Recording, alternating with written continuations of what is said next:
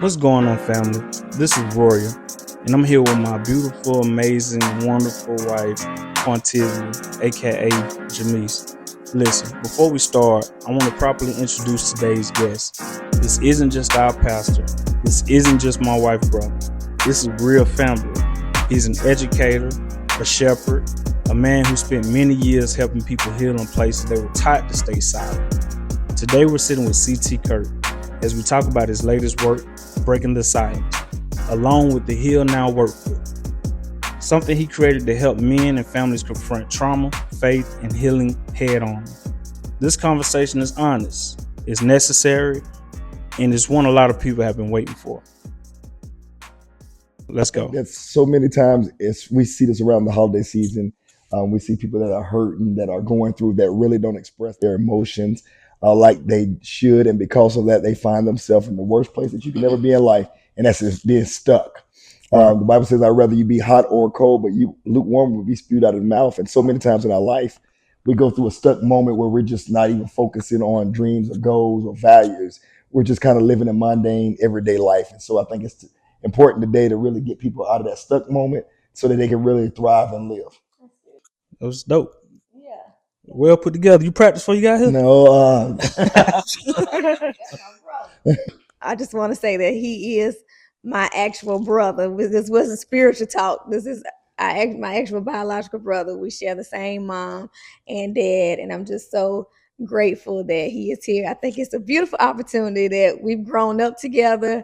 We've experienced a lot together, and just be sitting together in this moment and to be actually interviewing you as an author. Yeah. Oh my God. Yes. My brother.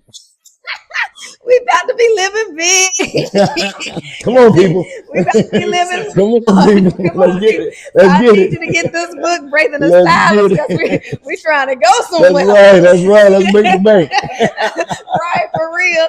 But I am just so excited. I was actually just taking time and just reflecting on this moment and just like, man, like what a blessing it is to just see our lives unfold the way they did, and just to be sitting in this moment together and actually talking and interviewing and just having the opportunity to fellowship and talk about just the exciting thing that you're doing. This is your fourth book, right? The fifth book right here. The fifth one right here. Oh, your workbook. That's right. Y'all gotta get you see that 4 and 5, 2025. And let the people know how fast did this one come after this one. Oh, this one came like 2 weeks later. Come on now. 2 books in 1 year. In the last quarter of the year, 2 books he dropped. So I mean, I'm so proud.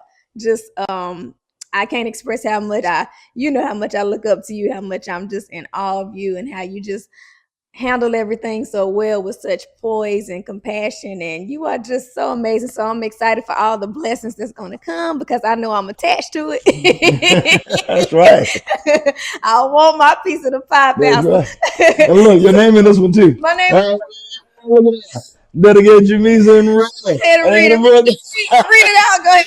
Yes. To my sister Jamise and my brother-in-law Royal, thank you for always seeing the best in me and helping me to continue to use my talents. Watch y'all now, Roy. Y'all don't even understand. Y'all don't understand this moment, because I've been saying, I want my name in the book. I want my dedication. And look at God. Yeah, it is right there. Yeah, I do. I appreciate that. It's so sweet. You know that we are rocking with you 100% all the way. We support everything that you do. So this is just another extension of our support. So Sugar Bear, go ahead and ask you a question. Oh, you want me to start? Yeah, that's why I can. Okay. I ain't Sugar Bear.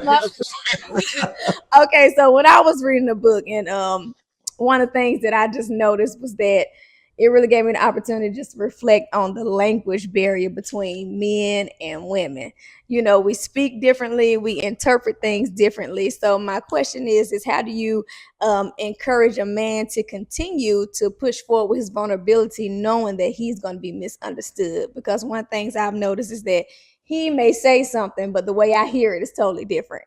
And so how do you encourage a man to just continue to push for expressing his vulnerability, even though he know that there may be a language barrier? She's not going to understand it. She's not going to get it. How do you just encourage a man to continue to do this? How would you advise him?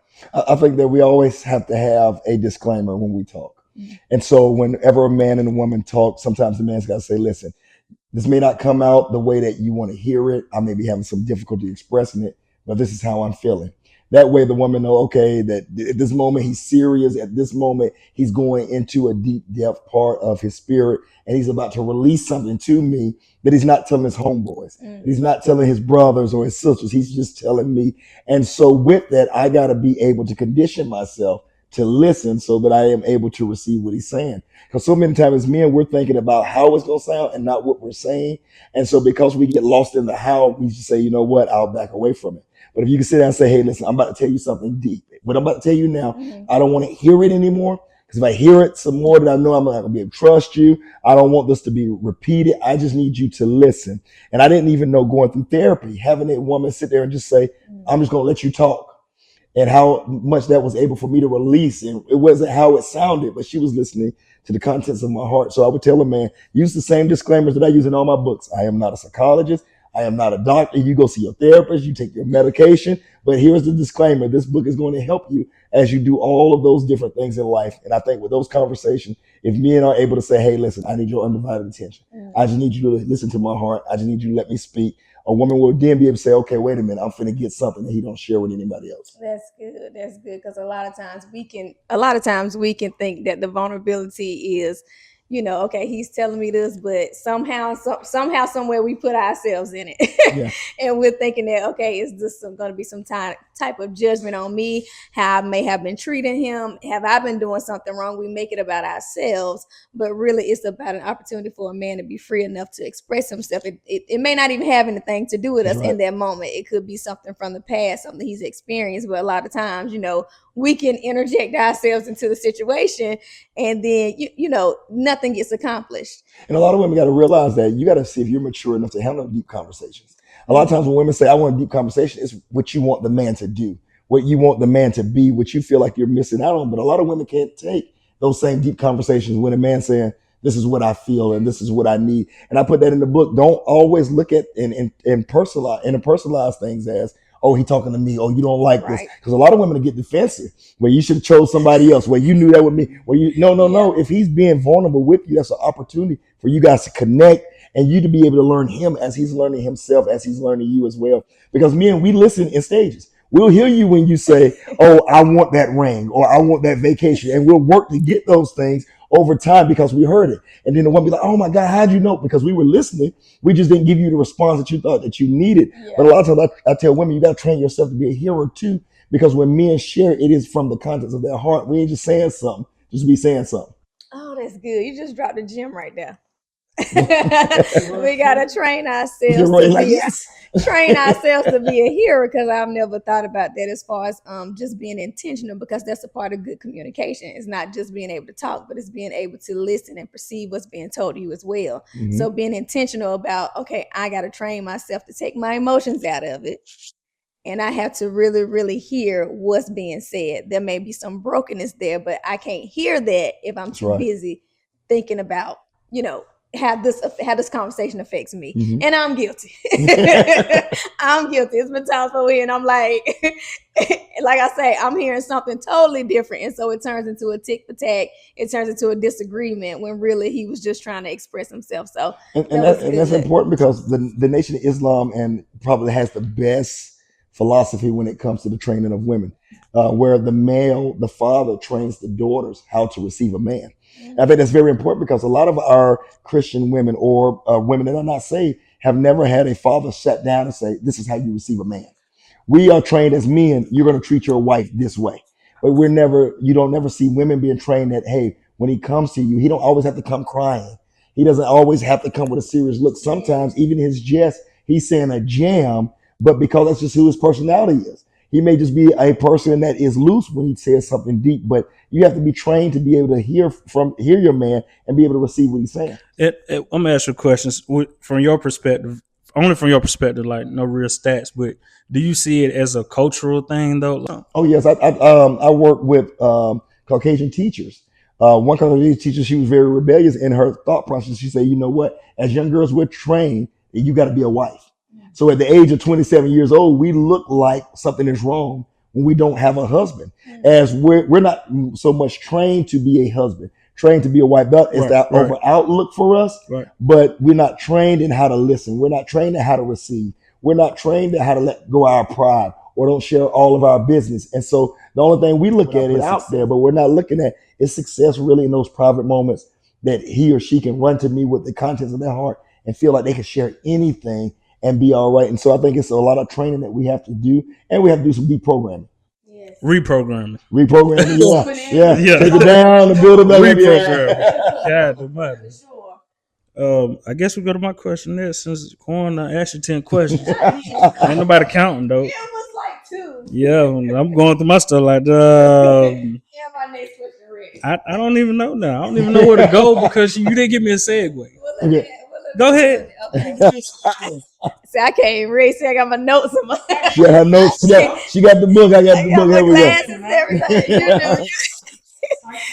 So my next question, while I was reading, I was meditating and reflecting, and so this question was really on my heart. Do you think that a lot of men shy away from vulnerability because they know that on the flip side there may be some expectation for change? There may be some level of accountability on the flip side. So if I tell you my issue, the person that's hearing it is like, okay, I hear your issue, so I'm expecting that you're going to follow up with some type of change, some type of shift. Do you think that makes a lot of men shy away from vulnerability because they may be afraid of the accountability that comes with it? Oh yeah, that's why a lot of men do not go to counseling, because there is a homework assignment that we want to pour out, but we don't want to do that next measure of change.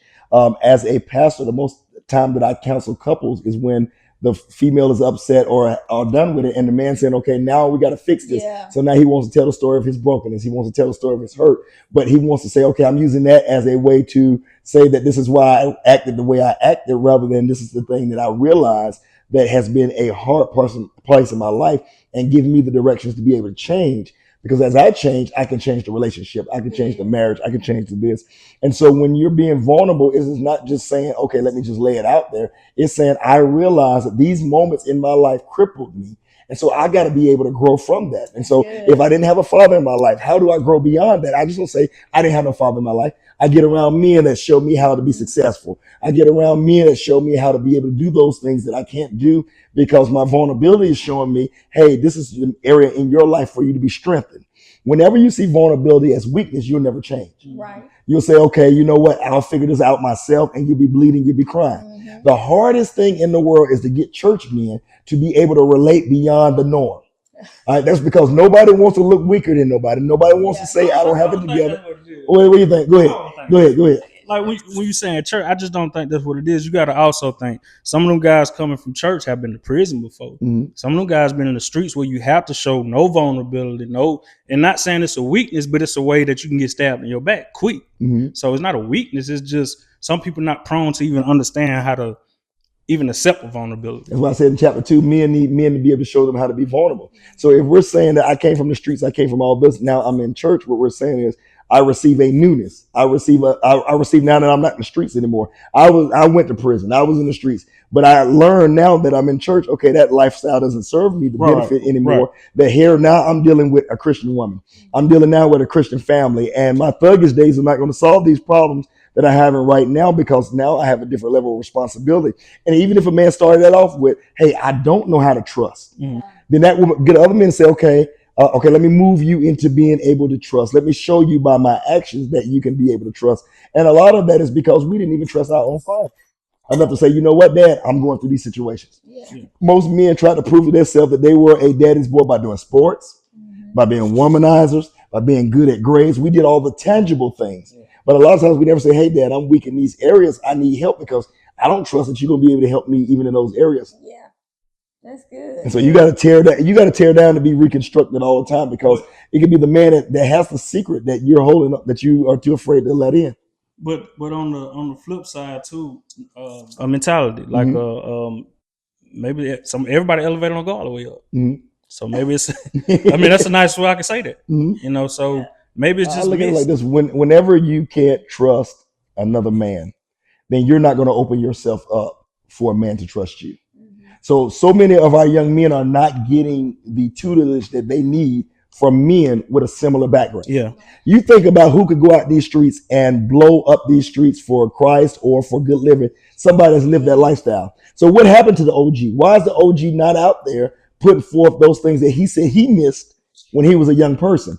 because he didn't look at, okay, I missed it. I got to make sure nobody else misses it. Mm-hmm. And so whenever you're not being vulnerable or being able to open up your vulnerability, what you're really saying is, I'm not teachable. I'm not able to grow because I'm still stuck in what I didn't have rather than what. That's why I had to put it down in the book. I was like, okay, if I didn't get these things, then why am I not giving those things? It's like being raised without a father. Now you're a father, you're trying to give your kids everything, but a lot of times it's tangible. It ain't really beneath surface. It's not like showing your son it's okay for you to cry. It's okay for you to be vulnerable. It's okay for you to love one woman. It's okay for you to be intentional about being kind and being nice. I'm trying to show my kids through outreach. Listen, it's intentional to be able to give, and how good you feel when you're serving something bigger than yourself. And so those things I think come with vulnerability as well. It's not. You got to look at my nose like that. All cocked down and I'm stuff. looking at them. You mentioned hidden wounds. What are some wounds you think men are walking around with that nobody ever checks in on? I think when I wrote Why Me, 1 in 6 men are molested. And being able to hear the stories of men that were vulnerable enough to say that I was molested, that I realized I was molested, and how their paths went from that moment of molestation, whether they went a route that was full of pornography or full of womanizing. It was like, okay, that one moment right there tweaked something bigger in your life that you were trying to hide, that you was trying to suppress because you didn't know how that added up. All right. And so when you think about all these things that we do and you look back from a lens, you're like, God, that's filthy. That's dirty. How could I hurt another man's daughter? How could I stack up what they call body counts and feel good about myself? Why did that make me feel good in that moment to be able to do those things? And then you start saying, wait a minute, I was suppressing wounds that I never thought. And that's why I think that the Bible is so meticulous when it says iniquities versus sin. Sin is the outward thing. Iniquities is the thought process. You'll never heal until you heal your thought process. So you're going to continue to sin outwardly. And so it was only when I said, okay, what are those things that we are afraid of letting anybody know? A man would brag about every day. Yeah, I had 20 girls. I had 20 girls. I had 30 girls. I had 40. But what was so secretive that you were afraid to say, hey, I really didn't feel good about myself. And I felt like that was going to make me feel better. I really didn't love me. I had low self-esteem that even though I could be in the crowd and everybody was laughing, I felt empty. I felt lonely. Or why do we go back and check our Facebook shares?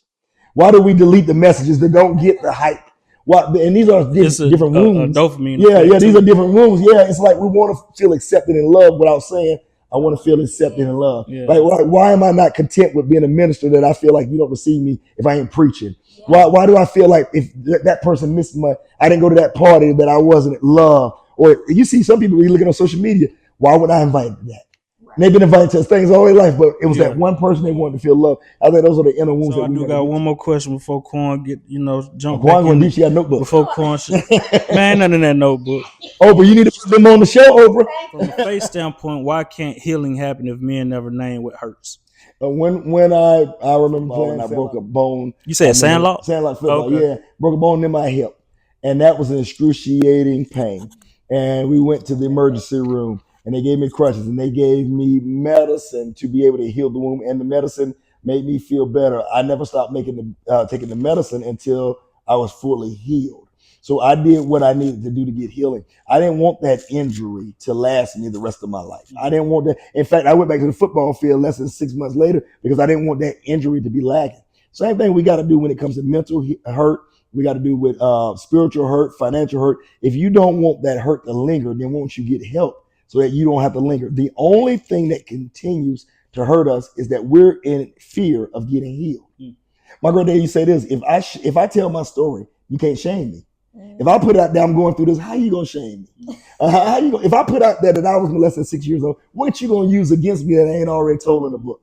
If I could put out there was moments that I didn't feel vulnerable, put in this book that there were moments that I went through church hurt and I went through these different things. How are you going to shame me? And so many men, and I learned this a couple months ago, ego is the number one killer of men. Men have died behind ego and nothing else. Ego will kill you faster than anything else because you're trying to put on a facade of the person you think people want rather than the person you need to be. Right. And so I don't believe that you can totally get healing until you accept the fact that you're hurting, so that you can start the process of your healing and be okay with being healed. And I tell you this, it is fun being healed. Yes, Lord. It's depressing being hurt. That's why I don't know how people can still be going on with things that they've been struggling for 3 years. That's why I say heal now in this royal. I say heal. Don't keep telling me what you're going through 30 years. You want it, get healed from it today. Or else you're going to be going for the next 30 years. And that was the conscious mindset, because being hurt brings attention. And people want that. It is one thing to be hurting. It's another thing to use social media to show that you're hurting so you can get attention. There are people that live on, hey, if you need somebody, I'm here for you. If you need being They do. right. They live on that. They live on my husband ain't never better. And they're afraid now that if I show my husband is doing good, if I show my wife is doing good, it's gonna take away from my hurt. So I gotta keep my facade up that I'm wounded. Yeah, it's a performance. I'm wounded and nothing's ever going right in my life, and I'm just there. And I'm like, no, not me. I want to walk in healing because I know what it feels like to go to bed at night and don't have a care in the world. Hallelujah. Good question, Roy. I was about to say, who the man on the back is? That's you. Man on the back is the one and only. Hey, look, I would turn it, but you got to buy it first to see it, man. So we'll show y'all that later. But what about the people that don't thrive off the attention of being hurt and wanting all that? Just well, the opposite of that. Like, what does that look? What does that look like? Just to hurt for real? Yeah. It looks like when you're constantly stuck in the past. You have people that are 60, 70 years old still talking about they were the black sheep of their family. And everybody in the family pretty much gone. Yeah. I remember sitting around my biological father and my sister, my half sister came up and she was showing all her gifts. And I'm 30-something years old. And she's bragging about all that our dad got for her. And automatically I went back and I started thinking, wait a minute, I don't remember none of them toys. He didn't come surprise me. And I know I didn't want her Barbie dolls. I didn't want her remote control cars. It was just that trauma was so much in my life that I didn't realize that was a trigger. And I was like, I'm not going to be able to embrace her if I can't heal. And so it was like, okay, you got to heal from that the most important thing that he did was get you here. But as you're walking in healing and that you heal from it, you can embrace who he is now. And before he died, we had a great relationship because it was like, okay, you can't keep living in that drama and that hurt just to say that you're hurting. You got to be able to heal so that you can be able to appreciate. And so your question, Roy, those that are not healed, they're missing a lot of good moments in life. Yeah. I mean, like, they're missing a lot of good moments. If you didn't get invited to a cookout, have you a cookout. Yeah. You didn't get invited to, but don't sit there and gloat. They don't love me. It's things that I don't get invited to, but I'm still excited about the things I do get invited to. Or sometimes I'm like, you know what? I'm cool with it. Yeah. Why? Because you ain't gonna get invited to everybody. I don't invite everybody to everything I have. So there's some things that you got to just be able to heal from so that you don't continue to wrestle. Okay. I ain't gonna be stuck. Yeah. So what was the moment that you was like, I gotta write about this? I gotta talk. What happened that made you say, oh my gosh, I gotta talk about this issue with vulnerability and how it's just suffocating men and how it's hindering them from just seeing, like you say, just this wonderful life that's on the other side when you are actually okay with being vulnerable and you accepting it and you're moving forward. What was that moment that was like, I got to get this out? I seen the rise in black men attacking black men. And I knew that there was a seed. I saw comedians not being funny anymore, but attacking black men. I seen preachers not preaching the word of God and attacking black men. I seen, and when you start seeing, because when you're an African American man, and I'm not saying that white men or Hispanic men don't go through the same thing, but when you look at the demographics, black men are the rise in prison population. They point to us. The rise in drug use, they point to us. When there were the heroin epidemics and the crack epidemics, they pointed straight to us. Right. When you look at low numbers of readers in the classroom, writers, they pointed to us. And I was like, okay, sometimes the only person that can understand a black man is another black man. So why then, if I seen Brother Steve Harvey go from homeless to success, I'm not exalting the success. Mm-hmm. I'm trying to bring that low to dehumanize him. Yeah. When I see that so many of our singers, our athletes that made it out of hard situations, we're not excited about that. Right. You know, one thing about being a white man is they'll leave you alone. You don't see white comedians going on all podcasts talking about other comedians. Right. They're like, you know what? We didn't get along good. Boom, boom, boom. I'm be honest. Let's talk about my new movie. Watch it, buddy. Yeah, watch it, buddy. Let's talk about our new movie. You don't see a lot of that destruction and that going against. You know, they don't spend hours and hours talking about athletes now. Are the biggest controversy now. Who's better, LeBron James and Michael Jordan? You don't see Larry Bird being compared to Pistol Pete. You don't see these things. And so I was like, wait a minute. It's a lot of black men out here that's hurting, and people are overly dressing our hurt, or men are hurting Because whenever you're great and you're a black man, it's always got to be somebody better than you. It's always got to be a ceiling. Dion couldn't be excited by his son. LeBron, what's the ball guy? LeVar Ball couldn't be excited about his sons, but Peyton Manning's daddy could be excited by his son. There's always a ceiling for us, and because of the ceiling, we never deal with our hurts, we never deal with our pains, and then we go into a recluse stage of now I don't want to see Royals succeed. I don't want to see Chris Jackson succeed. I don't want to see these other brothers succeed. Why? Because that makes me feel low about myself rather than, hey, this is a win for all of us that we're all succeeding. And I knew then that I had to break the silence. I say, okay, man, if you heal, you're going to be excited about another man's success. Mm-hmm. You know, when Brother Williams go back on Brother Shannon Sharp's show, all he's going to be talking about is a turn of the positive black men that he sees. He's going to see these great examples. Why? Because we're not hurting anymore. Mm-hmm. And evidently there's seed of hurt on the inside of us. And then I realized when Steve Harvey said this, the only black man that ever wanted me to be better than him was James Stover. And that was the only black man that got excited about being better. Most men, we're okay with you succeeding, but don't overshadow me. Right. All right, so we hear, oh, Roy got a good marriage. Hey, but you remember Roy wasn't always this. So I was like, I want to be able to learn how to be that for somebody else, that I can be just as excited if Royal gets the $1 million first and I'm clapping, hallelujah, I'm on the book, got right with you. It ain't got to be mine, but I got a free ride. And that's when I knew we had to heal first so that we can move forward and be excited about who we are. Well, let me ask you this, though. Have you seen throughout this year, well, after you wrote this, we say pre-this, before that, a change or a shift in men opening up more these days now? Oh, yeah, you see a lot. You see all these podcasts now of men that are being vulnerable in their situations. Basketball players that are saying, hey, man, I was going through depression when I got hurt, all of these different things. And I think it's giving voice to it. The problem is now that a lot of people don't want to hear that. They don't want to hear the openness of men because what are they going to say? Well, you still making millions of dollars. Why are you going through? How you going to be depressed and you rich? You know, me looking at them like, you going to kill yourself over and you got $1 million and here I am, a teacher, and ain't thought about suicide. That's the farthest thing from my mind. I'm just happy to have something left over after I pay my bills. And so I think that the world has to be able to embrace when men are saying, okay, I'm open and honest. Because we didn't hear those things from Sammy Davis Jr. when he was going through those racist situations where he said, you know what, man, I could have gave up at any time. Mm-hmm. And I don't think we appreciate those people. We look at them as, oh, you're weak. That couldn't have been me, Roya. That couldn't have been me. I would have went, no. If they wouldn't have went through what they went through, you wouldn't be able to have the freedom to say what you would do in that situation. Okay, because I read this and I was like, wait a minute now. Okay. So you said on page 90, Ma. Just to give a little piece in the book, I've been watching these interviews, trying to work on my interviewing skills. There you go. On page 90, you said vulnerability should always be a choice, not an obligation. And so I want you to kind of defend that statement, because if I'm looking at it from a relationship perspective of, like him and I, for example, in my mind, we're married. Vulnerability is not an option. Mm-hmm. Like you obligated. You should know coming in that, okay, I have to be able to communicate with my wife. I have to be able to tell her that that's what I'm thinking. I feel like it should be an obligation, but you're saying that vulnerability should be a choice. It should always be a choice. Can you defend that statement? When we go to church, we want everybody to be saved, but we create an atmosphere for the presence of the Lord to move upon people's hearts. So we're giving you the choice to receive our Savior and not forcing our Savior on you.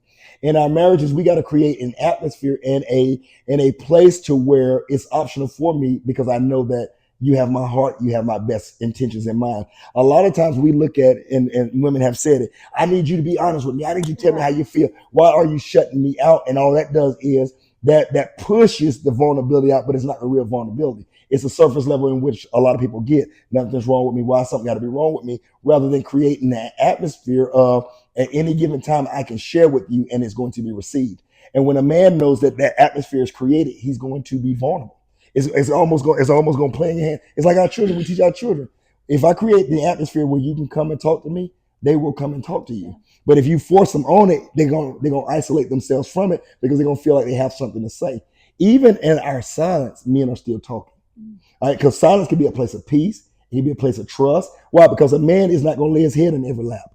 A man is not going to feel open with every situation. No matter how many women a man has experienced in his life, there was that one woman that caught that heart that he feel like Even if I don't have but 50 cents, I can say I got 50 cents and you'll go with me to get an ice cream cone. Why? Because you have created an atmosphere that's warming, not one that was forced upon me.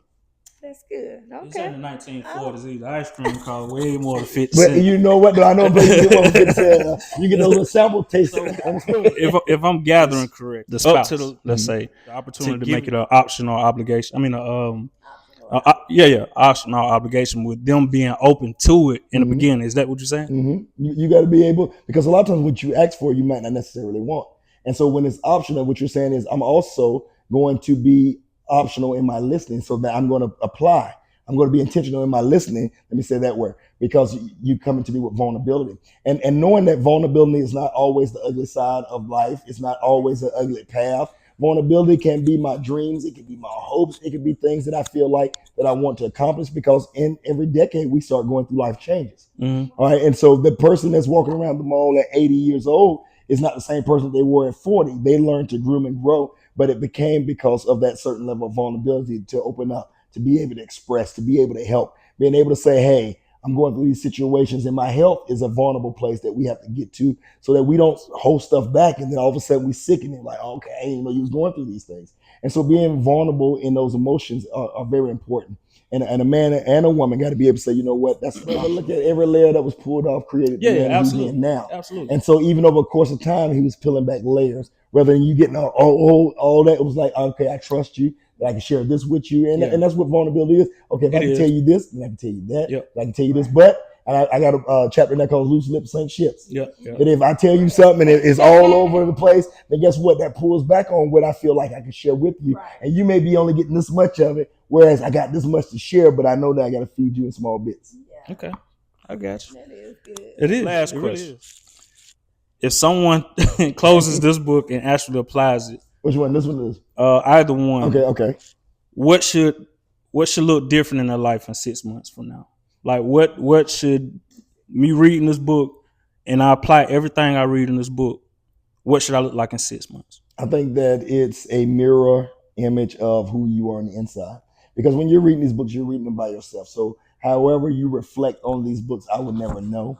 But I think if it causes you to reflect, because I never want to leave a person in a place where they feel like, okay, I got all the bad, I got all the hurt, but I ain't got no healing. So in every book, there is a moment where I talk about forgiveness, and I always have you reflect on a portion. Even in Heal Now, and to get you to a better place, you got to be able to reflect. You got to be able to journal and have that mindset that, okay, I'm reading this book and I'm seeing myself in it, and he's also giving me the guide to be able to break free from it so that I can properly heal. That's what I want everybody to be able to do after any book, is to be able to heal, reflect, or get to the place. Even when I wrote the Book of the West, reflect on who we are as a culture and what that means to us. Now you see all those cowboy hats and boots. I don't get no residual income.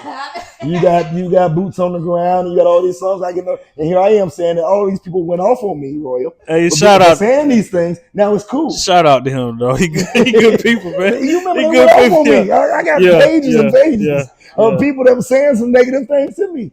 And now it's cool to be boots on the ground and big belt buckles and all this stuff. Shout out to Charlie Pride, because when he had to go through it, nobody knew who he was. Now we giving 803 Fresh all the accolades. I'm sorry, that's my South Carolina brother. But I gotta say, Charlie Pride was the first one did it.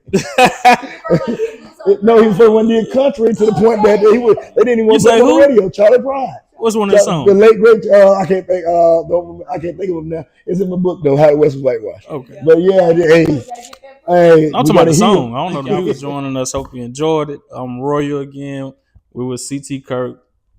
Jamise Blake. Yeah. Anything final words you want to say? I want to give a shout out to all those that have got the book. Let me give a shout out to my mother, Brenda Stover. She always the first one to get every single book, and she got every single book. Every book is dedicated to her, because she is a fighter and she is a winner, and she showed us how to go through in those vulnerable moments. Shout out to my wife and my children who were there as I was writing these books and preparing these books. These books were time consuming, but I thank God for all the viewers, the solo family, those that allowed me to be vulnerable. Roy, who's always one phone call away, and will ask that all important question: how are you? Not how is the pastor, how is the man on job, how are you? And those things right there will help so much. I thank God for my brothers. of Kappa Alpha Psi who are phone calls away, and they give me that different perspective of what it feels like to be vulnerable. So shout out to them. And to everyone who purchased the book, God bless you. Where can they find the book at? Oh, the book is at www.ctkirk.com. Subscribe All to right, Blackish family. We hope you enjoyed this conversation. This isn't just a book. It's an invitation. An invitation to stop carrying what you were never meant to carry alone. Breaking the silence is not about reliving pain. It's about healing it. For more real conversations like this, subscribe to our channel, Blackish 2.0. This is where healing starts and silence ends. A special shout out to CT Kirk. Thank you for joining us. And please go on Amazon, go to ctkirk.com, and you can find the book. Pick up the book for yourself, a friend, a loved one, and also pick up the workbook. Also for a friend, family, or loved one. All right, peace. Y'all have a good one.